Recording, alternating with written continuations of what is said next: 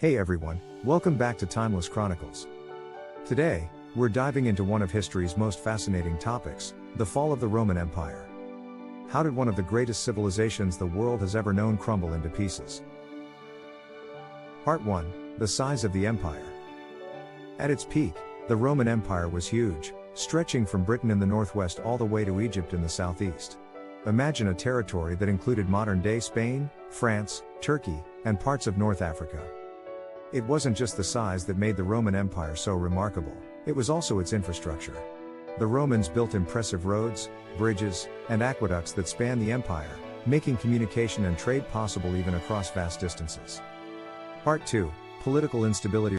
Rome's decline was fueled by political instability.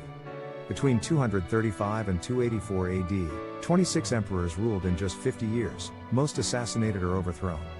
Weak leadership and corruption made governing the vast empire increasingly difficult. These unstable reigns were rife with violence and conspiracy. Cruel rulers like Nero and Caligula, and indulgent ones like Commodus, weakened governance. The Senate became a puppet body, eroding trust. As confidence in leadership faded, local revolts grew, regional leaders gained power, and the empire began to unravel. Emperors also began relying more on military generals to secure their thrones, which only added to the problem. These generals, with their powerful armies, became kingmakers and power brokers, further destabilizing Rome's central government. Part 3, economic troubles. The vast empire needs a strong economy, but by the 3rd century AD, Rome's began to crumble. Its reliance on slaves created imbalance, and as the empire expanded, managing this workforce became increasingly difficult. Slavery was central to Rome's economy, with slaves fueling agriculture, industry, and households. However, as expansion slowed, slave supplies dwindled.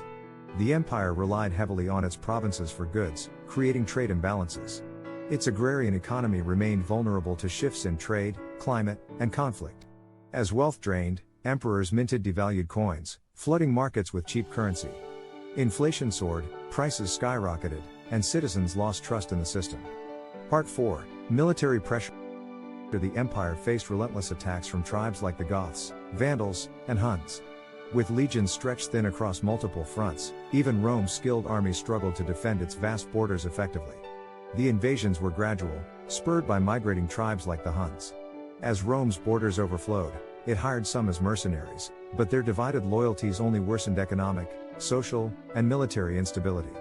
By the 5th century, Rome could no longer stop constant invasions.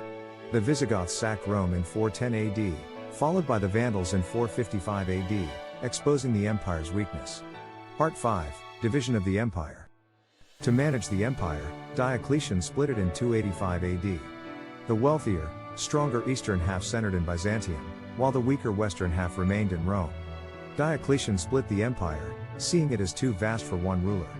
The wealthier, stronger eastern half thrived, becoming the Byzantine Empire, while the weaker western half struggled with invasions, economic turmoil, and collapse. The division created competing power centers, weakening the west while the east prospered. Growing disparities in wealth and defense deepened the empire's internal rift. Part 6, social decay. Social decay also played a role in Rome's fall. As the empire expanded, the gap between the rich and the poor grew wider. The elites enjoyed lavish lifestyles, while the common citizens struggled. There was a loss of civic pride and responsibility, and a decline in the Roman values that had once unified society.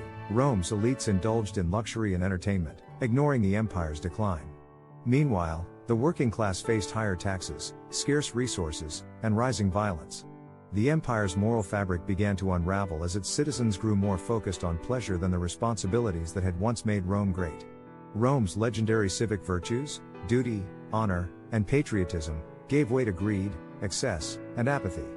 Part 7, the final blow. In 476 AD, the Western Roman Empire fell as Odoacer overthrew the last emperor, Romulus Augustulus. Meanwhile, the Eastern Empire endured as the Byzantine Empire for nearly 1,000 more years. The fall of Romulus Augustulus marked the end of a long decline. Weakened by internal and external pressures, Rome collapsed, reshaping Europe and ushering in the Dark Ages. Part 8, legacy of Rome. While the empire fell, its legacy lived on. Rome's influence on law, governance, architecture, and language can still be seen today in Western societies. Many of the systems we use today, our calendars, our legal system, Even the structure of modern cities have roots in Roman culture. Roman architecture, with its arches and columns, influences modern buildings, while its legal system shaped key principles like fair trials and innocent until proven guilty. The Latin language, spoken by the Romans, forms the basis of many modern languages like Italian, Spanish, French, and Portuguese, often referred to as the Romance languages. Even our calendar, which starts on January 1st, is based on the Roman calendar, and many of the months retain their Latin names. Conclusion. So, how did the Roman Empire fall? It wasn't just one thing, it was a combination of internal strife, economic collapse, military pressure, and societal decay. But even as Rome fell, it left a mark on history that shaped the world we know today. Thanks for watching. If you enjoyed this deep dive into history, make sure to like, subscribe, and hit that notification bell for more content on ancient civilizations.